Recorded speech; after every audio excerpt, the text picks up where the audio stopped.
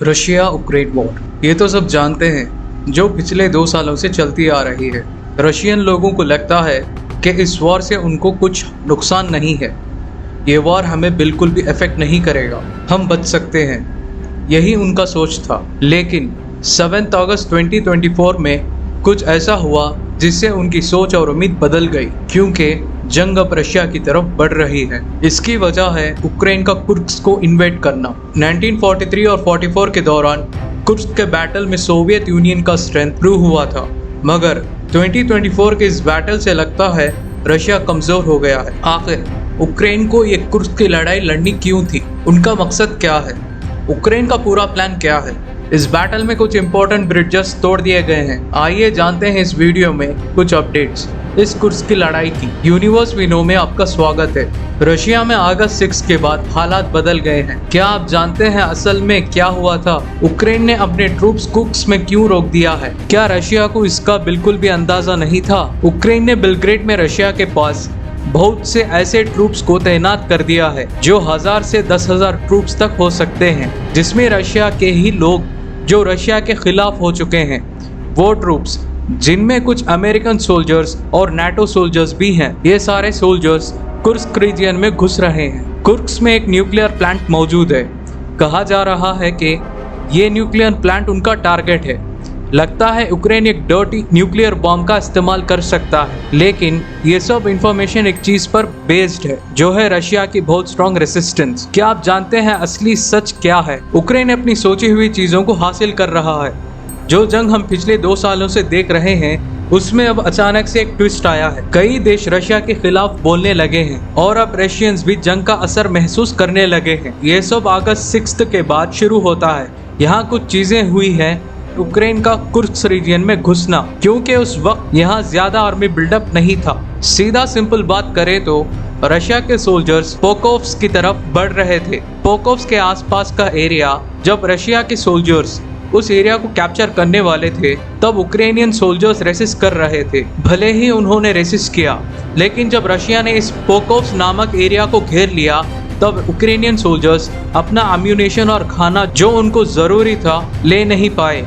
एक वक्त पर यूक्रेनियन सोल्जर्स ड्रोन्स का इस्तेमाल करने लगे अपने जरूरत के लिए। ये न्यूज़ रशिया के लिए बहुत ही मजेदार थी। तभी अचानक कुछ यूक्रेनियन सोल्जर्स कुर्स्क रीजियन में घुस आते हैं। अगर यूक्रेन को कुर्स्क रीजियन को इन्वेड करना है तो कितने सोल्जर्स आएंगे, कितनी जल्दी आएंगे? क्या यूक्रेन ने सब कुछ पहले ही प्लान किया हुआ है? जी हाँ, और अब वो इसे धीरे धीरे अंजाम देने लगे हैं। लगभग 2 लाख सोल्जर्स का नंबर मालूम होता है जो इस रूसो यूक्रेनियन वॉर में इस्तेमाल किए जा सकते हैं। लेकिन आपको पता होगा कि वहाँ 8 लाख सोल्जर्स हैं, जिसमें 2 से 3 लाख सोल्जर्स हैं जो जंग का नेतृत्व कर सकते हैं। बाकी लोग वो लॉजिस्टिक्स के लिए इस्तेमाल होते हैं, किसी दूसरे मकसद के लिए। तो 2 लाख सोल्जर्स में कुछ कर्सन रीजन में मौजूद हैं और कुछ यूक्रेन में है, खासकर यूक्रेन का वो हिस्सा जो अब रशिया के कब्जे में है। तो यूक्रेनियन सोल्जर्स अंदर जा रहे हैं। वो रशिया से पहली जीत को डाइवर्ट करने में सफल हो रहे हैं। क्या रशिया डाइवर्ट हो रहा है? न्यूज़ आ रही है कि रशिया उन्हें आसानी से कैप्चर करने वाला है। अब रशिया क्या करेगा? क्या वो यूक्रेन सोल्जर्स का पीछा करेगा? कुछ ही दिनों में लोग अलग बात कर रहे हैं। सच में रशिया को एक बड़ा झटका लगने लगा है। तो यूक्रेन के अंदर घुसने के अगले कदम क्या थे? नाटो देश और दूसरे देश, इन देशों में यूक्रेन के लिए एक बड़ा कंफ्यूजन था। चाहे हम कितना भी फंडिंग दें, चाहे हम कितना भी वेपन्स एक्सचेंज करें, आप क्या करेंगे? क्या आप जीतेंगे? अगर हम नहीं होते तो आप भी नहीं होते। वो इस कंक्लूजन पर आए। यूक्रेन को ये बिल्कुल पसंद नहीं आया। हम भी इन्वेशन कर सकते हैं, हम भी रशिया को एक पपेट बना सकते हैं। इस बहस में वो दोबारा जीत गए। तीसरी बात, इस कुर्स्क की लड़ाई ने हर रशियन सोल्जर के अंदर एक डर पैदा कर दिया है। सिर्फ रशियन सोल्जर्स के लिए नहीं, रशिया में रहने वाले हर इंसान के लिए ये डर पैदा कर दिया है। इस दौरान कई ब्रिजेस तबाह हो गए। एक इम्पोर्टेंट ऑयल एक्सट्रैक्शन साइट थी, उसे यूक्रेनियंस ने ड्रोन अटैक से तबाह कर दिया। हमने देखा है और सुना है न्यूज़ में कि आग लगातार जल रही है, लेकिन इसके पीछे के सभी फैक्ट्स साइकोलॉजिकली रशियन सोल्जर्स और रशिया के रहने वाले सबके लिए ये डर पैदा हो रहा है। अगर ये डर फैलने लगा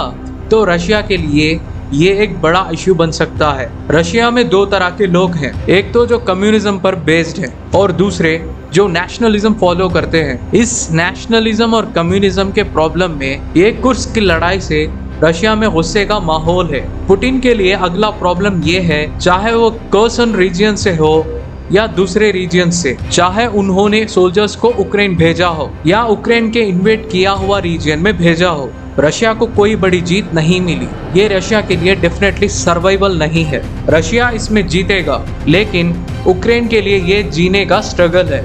ज़ेलेंस्की ने रशिया के प्राइड के साथ नेगोशिएशन शुरू कर दिया है कि वो कभी भी रशिया के अगेंस्ट जीत नहीं सकते। अगर हमें ज्यादा वेपन्स और मदद मिलती है तो हम रशिया को एक बड़ा सरप्राइज देंगे। आज यूक्रेनियन प्रेसिडेंट ज़ेलेंस्की ने अनाउंस किया है कुर्स्क की लड़ाई रशिया की हार है, यूक्रेन की बड़ी जीत है। चाहे कुछ भी हो, रशिया कुर्स्क रीजन को वापस हासिल करेगा, लेकिन ये ताकत जो रशिया ने खो दिया है, क्या रशिया इसे वापस ले पाएगा? ये एक बड़ा सवाल है। जुड़े रहें हमारे साथ इसकी अगली अपडेट के लिए यूनिवर्स वी नो में। धन्यवाद।